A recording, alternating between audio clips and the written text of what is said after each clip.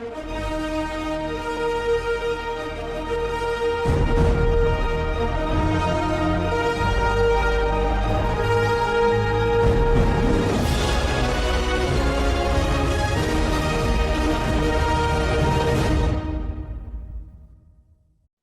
my name is Willie Lawson. For the Morning Report, I trust that you are well this great day.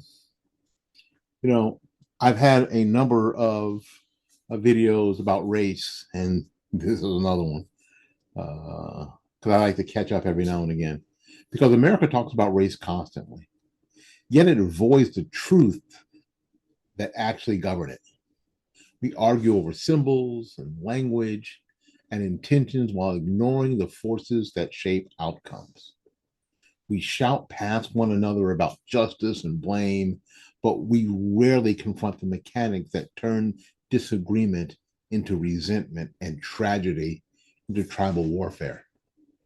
From 1960 to 2026, that is the span of my life, race relations in America did not simply improve or decline. They mutated, they changed, and the battlefield shifted.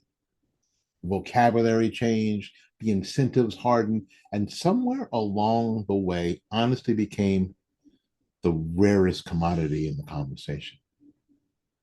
Tonight, I'm going to talk about 5 truths that explain why race remains unresolved. Not because it's complicated, but because it's inconvenient. All right. Number 1. The law fixed access, not outcomes. This is where the modern conversation starts and where it usually goes wrong. The civil rights movement achieved something extraordinary. It dismantled legal barriers. Discrimination written into law was defeated. Things like access to schools, to jobs, voting booths, housing markets, and public spaces was opened. That achievement deserves respect and not revision. But access is not the same thing as outcome. And pretending otherwise has poisoned the debate for decades. Because here's what law can do and what it can't. The law can remove obstacles. What it can't do is equalize family structure. It can't equalize neighborhood stability. It can't equalize school quality at the classroom level. It can't equalize culture and values or expectations. It can't equalize economic momentum across generations. So when America declared racism illegal, many assumed equality would follow automatically. So when it didn't, the conclusion was not that the problem was more complex. It was that discrimination must still be everywhere, just invisible. And that assumption has hardened into doctrine. Because there was a shift from equal opportunity to equal outcome. Once access was secured, the demand quietly changed. Equality was no longer measured by whether doors were open, but by whether results matched perfectly across groups. Disparity became proof of injustice by default. This is where the argument fractured. One side said outcomes differ because systems are still biased. The other side says outcomes differ because people and communities are different. So instead of debating why outcomes differ honestly, the country moralized the question. Disagreement itself became suspect. The law did what the law can do. Expecting it to engineer identical outcomes was really never realistic. And pretending otherwise set the stage for resentment. Number 2, economics drives resentment faster than ideology. This is the most important truth in the entire discussion, and the one most often ignored. People don't radicalize because of abstract theories. They radicalize when they feel stuck or displaced and cheated. Economic stress is the real accelerant. Whether race relations deteriorate rapidly, the underlying conditions are almost always economic.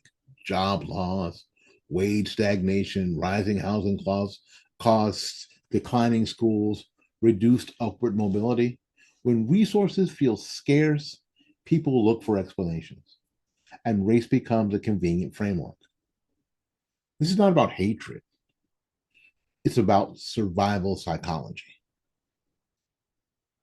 So we have this working class collision. In many cities, race conflict is not between elites, it's between working class groups competing for jobs and limited upward paths and affordable housing and public services and political attention. So when politicians and activists tell struggling people that their hardship is somebody else's fault, resentment grows fast, faster than the ideology, faster than theory, and much faster than empathy. Economic security turns every interaction into a zero-sum game. So why are economic truths avoided? Well, talking honestly about economics would force uncomfortable admissions. That policy failures hurt everybody, not just one group. So when a policy fails, everybody gets damaged. That symbolism does not create prosperity. That cultural breakdown and economic breakdown reinforce each other. That government programs often manage poverty instead of eliminating it. It's easier to moralize than rebuild. Race becomes the language of grievance, but economics is the engine underneath. Number 3, policing sits at the intersection of fear and authority. No institution absorbs racial tension like policing because police operate where theory meets reality. Police represent state power, but they encounter people at their most volatile moments: crime, crises, desperation, chaos. So this is why policing is always a flashpoint, because police are asked to enforce laws that the politicians write, maintain order in neighborhoods suffering economic decay, intervene in situations involving drugs, mental illness, violence, make split-second decisions with permanent consequences.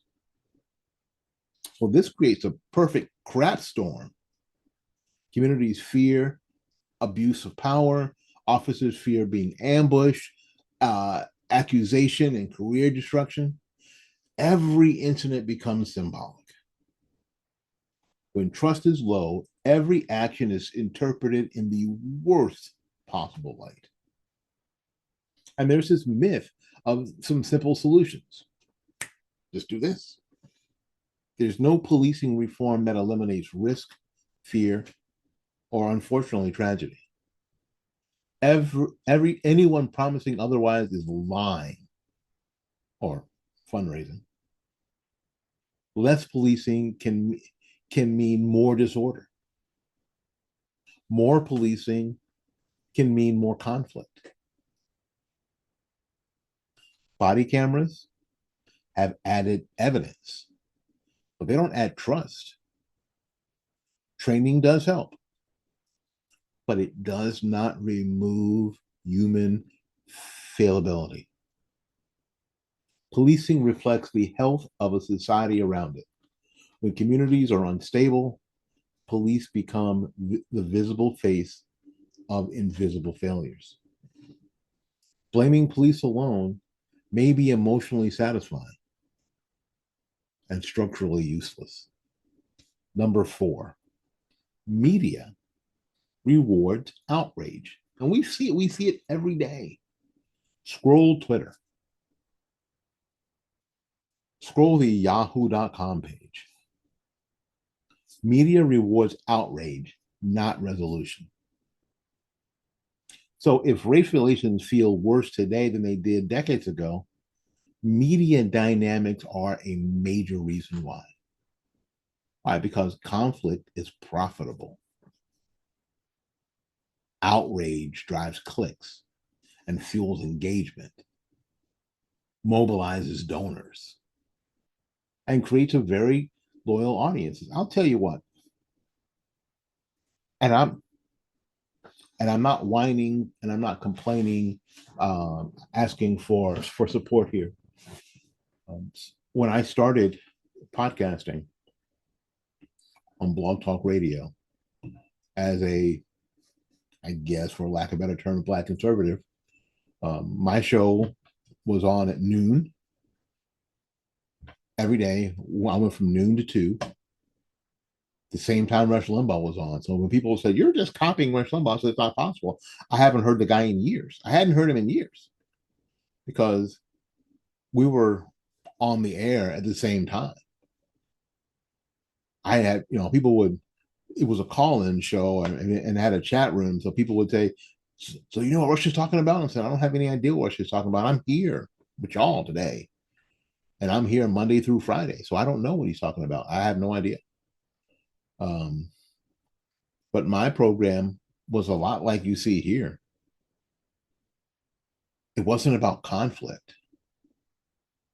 I wasn't about name calling. It wasn't about all that stuff. It wasn't about outrage. I would just bring stuff to you like I'm bringing it to you today.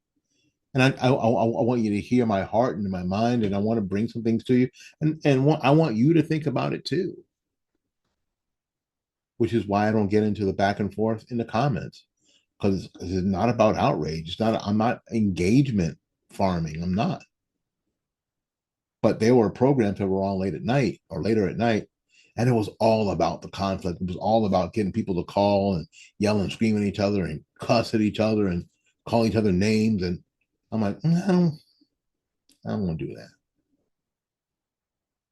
And my good friends have said that's why you're not as popular as them. That's why they have 150 people in their chat room and you've got 3. That's why they have shows that have 15,000 listens and you have shows that have 15. And this channel, this YouTube channel, is evidence of that. That's why we have just a few over 1,000 subscribers. Now it's kind of funny that just like unlike some of the bigger channels that always whine about being, demonetized, I got demonetized when I had less than 1,000 subscribers. When I had less than 400 subscribers.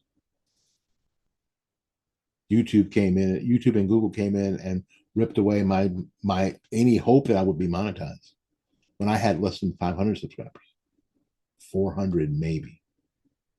It's kind of funny, right? And some of these huge channels that have millions of subscribers talk about shadow banning and blah blah blah blah blah. Like, yeah, I know. And what I don't do is the stuff that's made other people famous. I won't. I won't. Because mainstream media, excuse me, doesn't reward things like nuance. It doesn't reward patience, context, waiting for facts, the ability to say, we don't know yet. We don't know how this is going to work out. Instead, it rewards speed, certainty, moral clarity, even when the reality is messy. People who know and will come out in 15 minutes after an event and do a video and act like they're sure of it. In my house and around Fight Back Media and Morning Report, I'm always like, wait for it, wait. Like Cat, like Cat Williams, wait for it, wait for it. Because if you wait, the real story comes out, right? Always does. That's more my speed. Which is why I'm not going to be as popular as some of the other channels.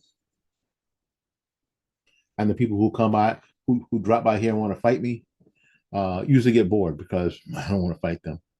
I don't want to fight anybody. I want to talk about it, but I don't want to fight about it. And now, differently than other things in media, with media, and especially with social media and what we do here, there's a nationalization of local incidents. A police encounter in one city now becomes a national referendum on race within hours.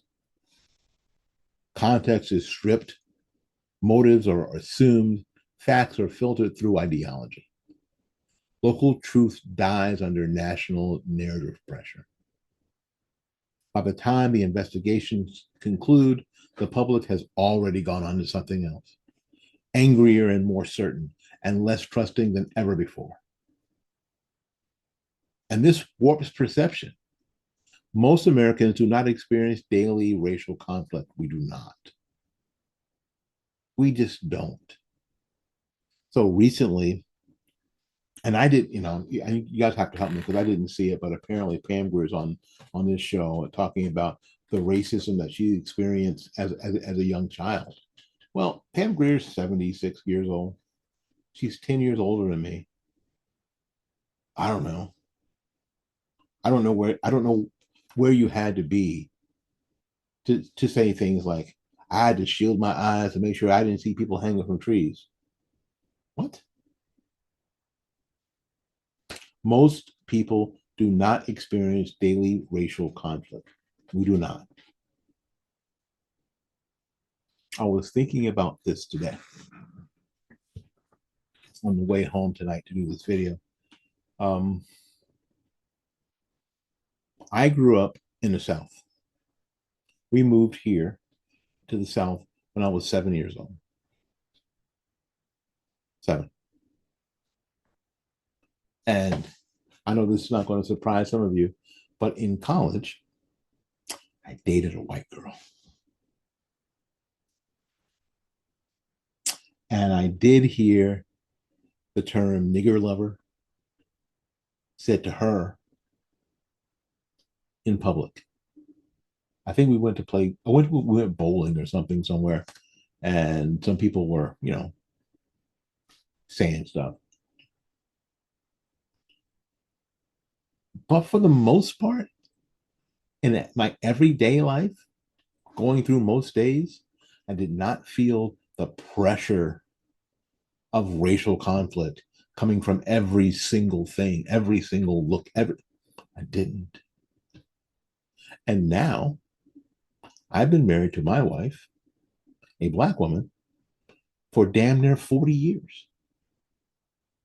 And most of that time we have spent, we have, lived in what I affectionately call the hood, because the hood and the ghetto are different.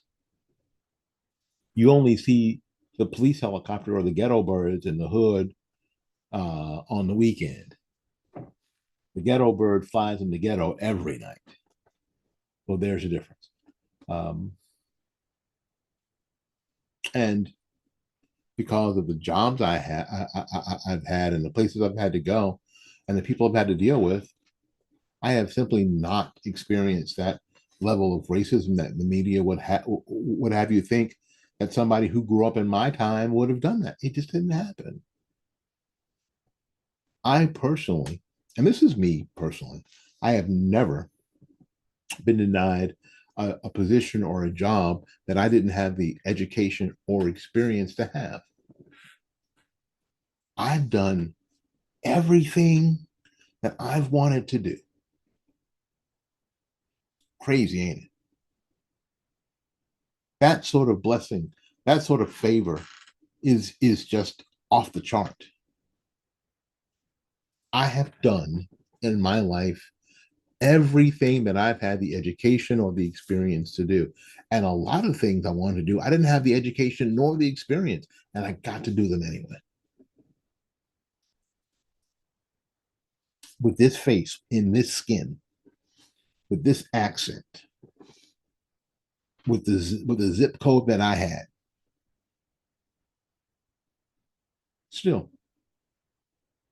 So when media tells me or people tell me that I live some sort of life of oppression, and media tries to expose the this world of me of conflict, and it tries to convince me that the crisis is constant. I don't get it, because otherwise the fear rises and empathy shrinks and the tribal identity hardens. That's not happened with me, and I know for a lot of you it's frustrating as hell. You'll be okay. But the result is a population who's emotionally exhausted but permanently alert. It's the worst possible state for reconciliation. Number 5, race has become a proxy for power, status, and belonging. So race is no longer functions as identity, functions as currency. It's power through a moral authority. So in the modern discourse, some voices are elevated. Some experiences are unquestionable. Pam Grier's experience, people take just like that. My experience, I got to be lying about it, right? I got to be covering up for a white man. My experiences are questioned. Somebody else's experiences are unquestionable. You can't even question them. Some perspectives are disqualified by identity alone. What I look like, my perspective is tossed away out of hand because of how I identify. Folks, this is not equality. It's a hierarchy with different labels. Race becomes a claim to moral authority, not because suffering isn't real, because it is, but because power is being redistributed symbolically rather than structurally. So when you have belonging versus citizenship, the conversation shifted from a shared citizenship to group belonging. Who gets to speak? Who's got to listen? Who owes whom? Who gets forgiven? And who is permanently suspect? So when you see videos of "be quiet, a black woman is speaking," okay, which means what? Everybody's got to listen,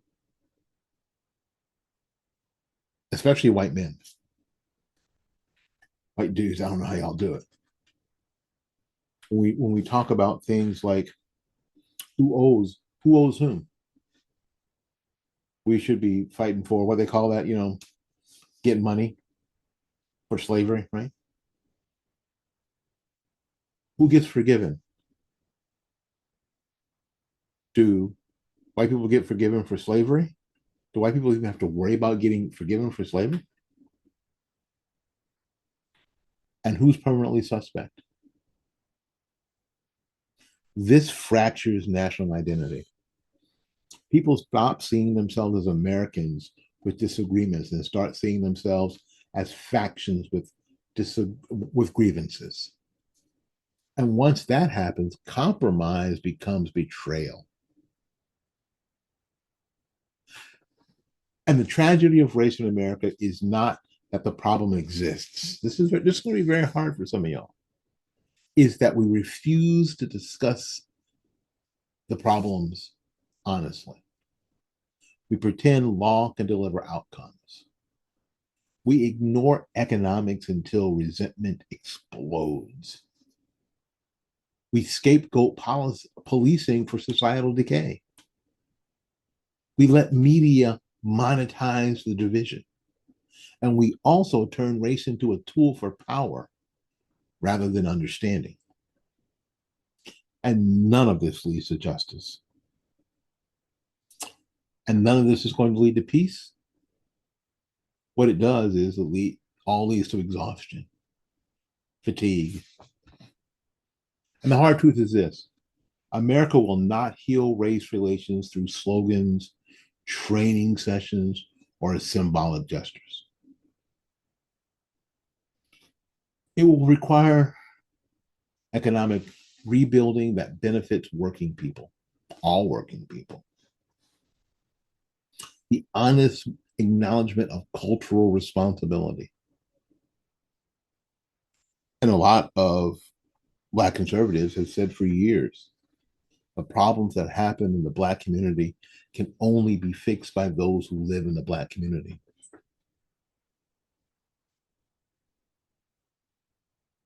Cultural responsibility, raising our children, raising our young men and women, elevating them. That's the that's what's what got to happen. Fair. I don't like the word fair. I'll use the word just law enforcement with realistic expectations.